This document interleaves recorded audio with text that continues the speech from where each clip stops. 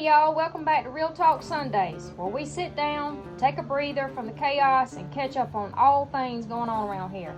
Whether it's chickens, garden goodness, something sizzling on the grill, or a day out on the water, we're living it and sharing it. This week has been packed, and we're organizing our updates a little differently this time, breaking it down by topic so it's easier to follow.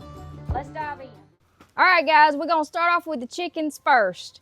We had a little incident in the coop, the chicken pen, with an oak snake, and he's been being a regular visitor, and I don't mind sharing a few eggs with him, no big deal. But as you all know, that we had a broody hen that hatched her babies, and he was literally 2 or 3 feet from her pen where it's her and the babies, and we decided we probably better get him out of there.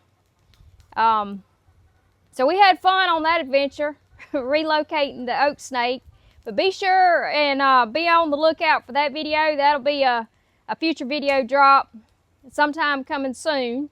And as far as mama hen and the babies, they're doing good. The little babies are growing fast. But we'll keep you updated on those as well.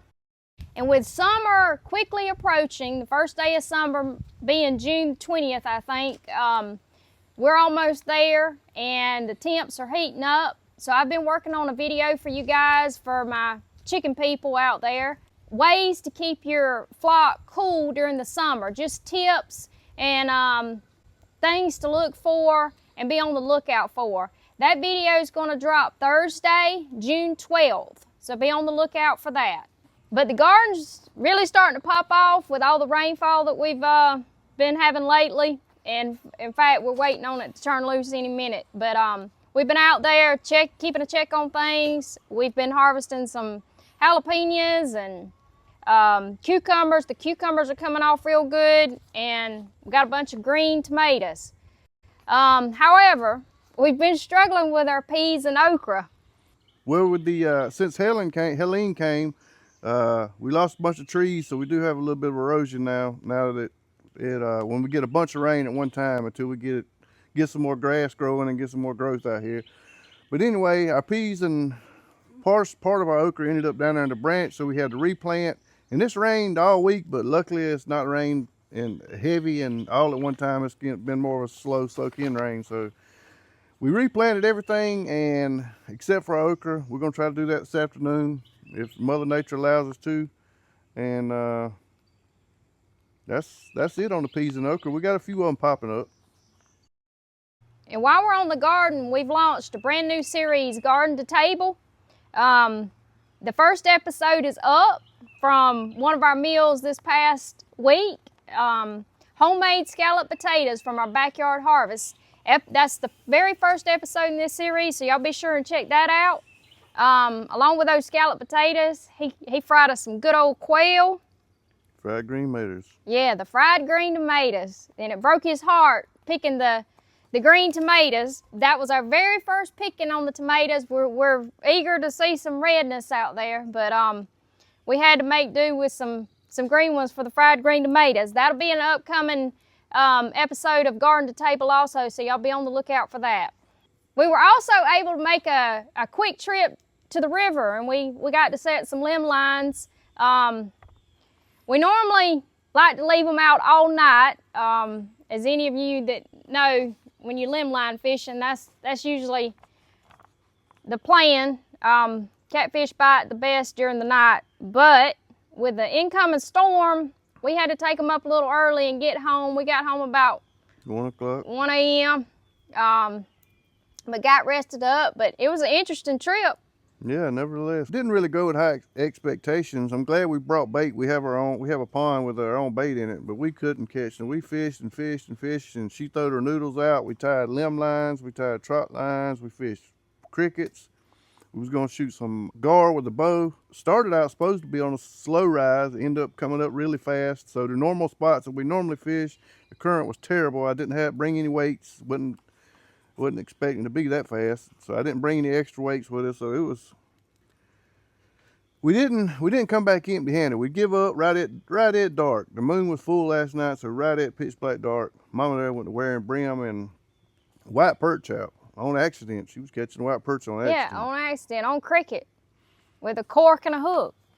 But like you said, we came home with lessons learned. We know we don't want to go back anymore when the river's at the footage that it was and on a slight rise.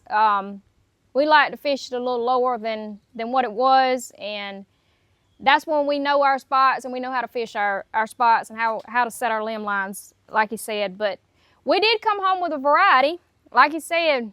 Yeah, we caught a gar on the limb line. We caught a flathead, Appaloosa. We caught a handful of bream. We caught a couple white perch. So we got a.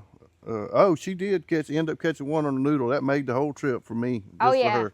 I love fishing my noodles, and for those of you not familiar with the noodles, and I think down here in the South we have a little different terminology than, you know, catfish noodling is where you go in and fish the holes on the banks with your hands, but that's not the kind of noodling we're talking about. It's more or less jugging. We use pool noodles with PVC through the middle.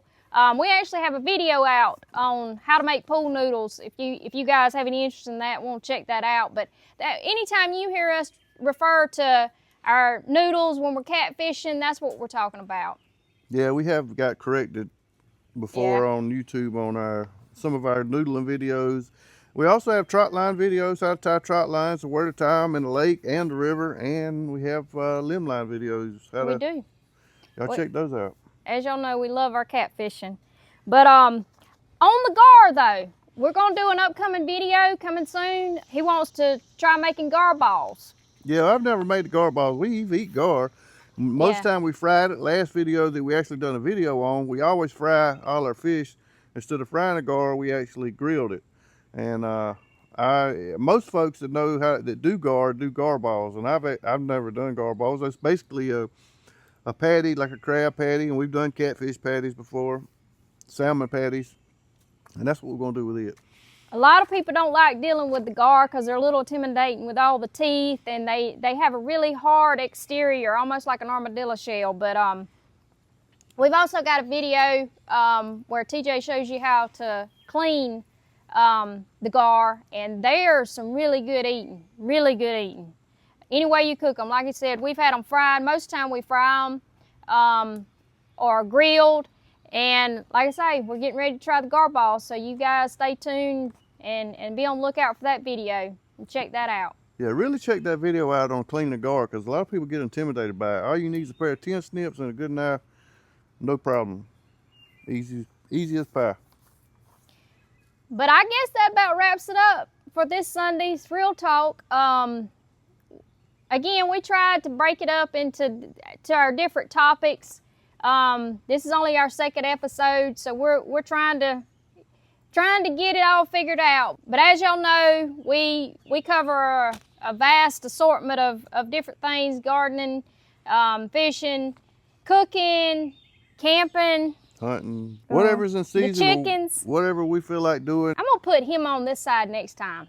I don't know if you guys have noticed, but I got smoked out last episode, and I'm getting smoked out this episode. We're gonna swap it up next time. Smoke follows beauty. It'll be coming this way next time. But anyway, guys, we always appreciate y'all tuning in and hanging out with us. And we'll catch you on the next one. See you next Sunday. Thanks, guys, for watching.